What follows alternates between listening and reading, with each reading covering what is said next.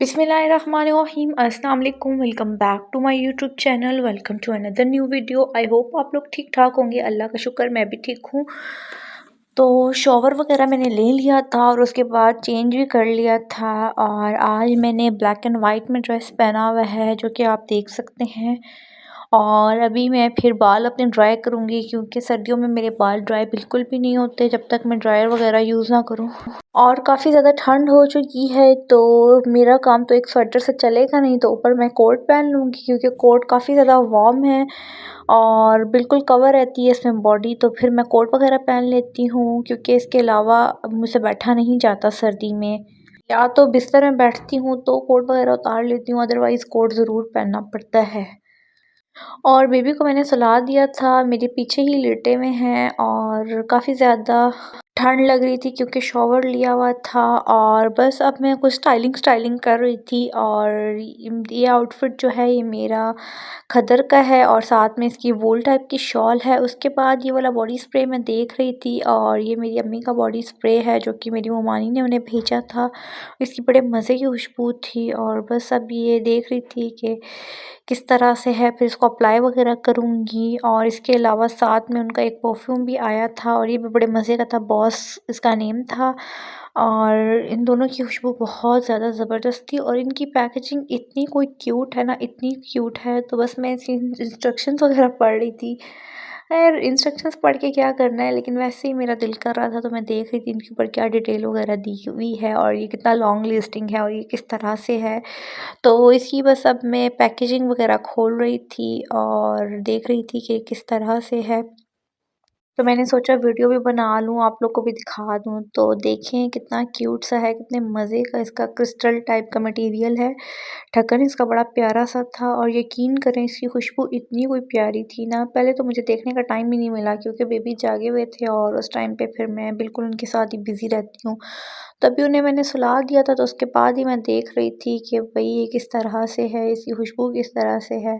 तो शॉवर भी मैंने ले लिया था, ड्रेस वगैरह भी चेंज कर लिया था। तो उसके बाद अब मैंने परफ्यूम वगैरह लगाने थे तो मैंने सोचा कि चलें ये वाला लगा लेती हूँ और देख भी लेती हूँ किस तरह से है।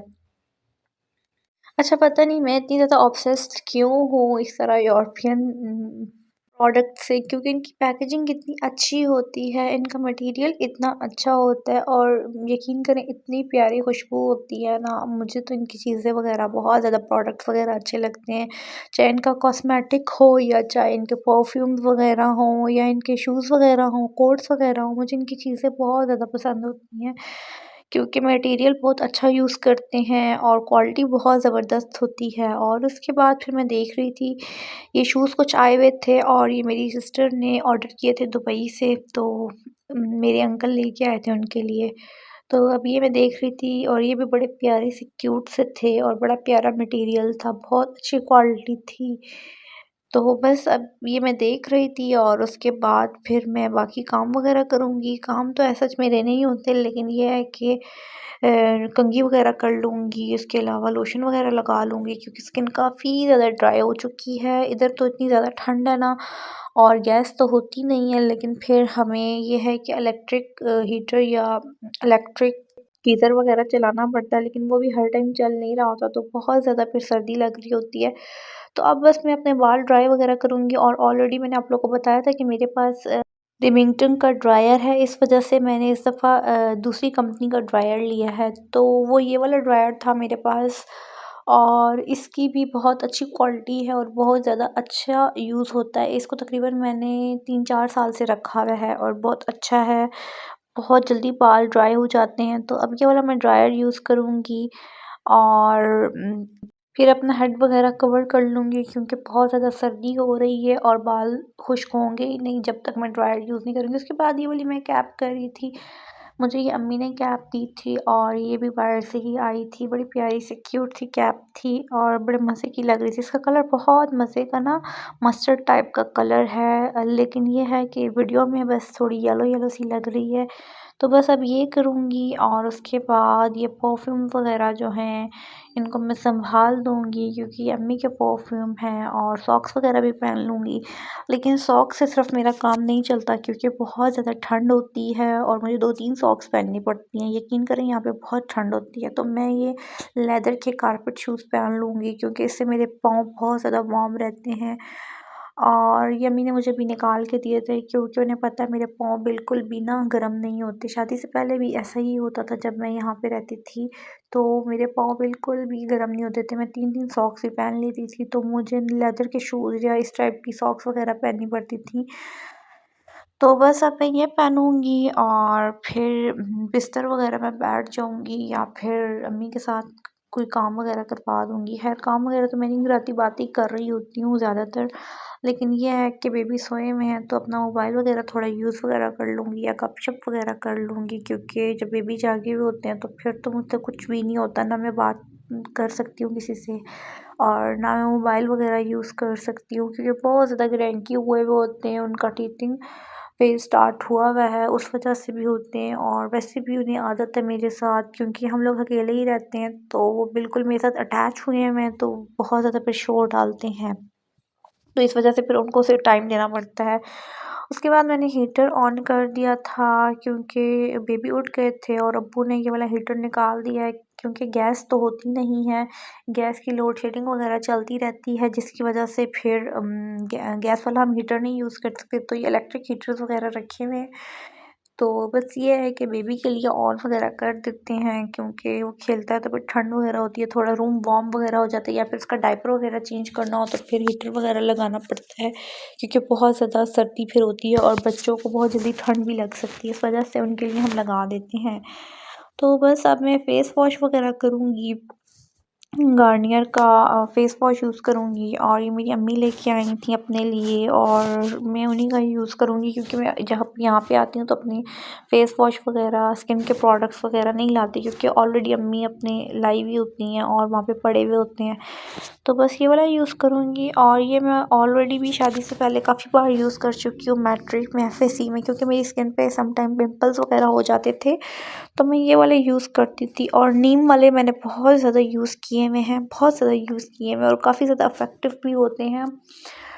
तो ये है कि आपकी स्किन पे pimples some time hormonal problems की वजह से भी निकलते हैं, और ये है कि जस्ट एक्सटर्नल जो आप प्रोडक्ट्स यूज़ करते हैं उनसे सिर्फ एक्ने क्योर नहीं होती, इसके अलावा आपको मेडिसिन्स वगैरह भी लेनी पड़ती हैं, क्योंकि वो अंदर से ही आपकी एक्ने वगैरह को ख़त्म कर देता है। लेकिन ये है कि इसके यूज़ करने से स्किन पे ऑयल वगैरह नहीं आता, और ये है कि ऑयल वगैरह कंट्रोल करता है। जितनी एक्सटर्नल चीज़ होती है वो ये कंट्रोल करना करता है, और इंटरनल जो होता है वो मेडिसिन्स ही कंट्रोल कर सकती हैं। और बस फिर आज मैंने ये कंडीशनर यूज़ किया था लॉरियल का, ये बड़े मज़े का केराटिन वाला कंडीशनर है, और ये बालों को बहुत ज़्यादा स्मूथ एंड सिल्की कर देता है। ये भी अम्मी का ही था, और ये वाला मैंने यूज़ किया था, और इतनी प्यारी इसकी खुशबू थी, इतनी प्यारी खुशबू थी ना कि बस क्या बताऊँ मैं आप लोगों को। और इससे बाल मेरे इतने ज़्यादा सिल्की हो गए थे, क्योंकि मुझे तो अपने घर में टाइम ही नहीं मिलता कि मैं कंडीशनर लगाऊँ, बस झटपट जाती हूँ, शॉवर लेके बस आ जाती हूँ। अपनी कोई स्किन केयर नहीं है, कोई हेयर केयर नहीं है, तो बस ये वाला मैंने यूज़ किया था।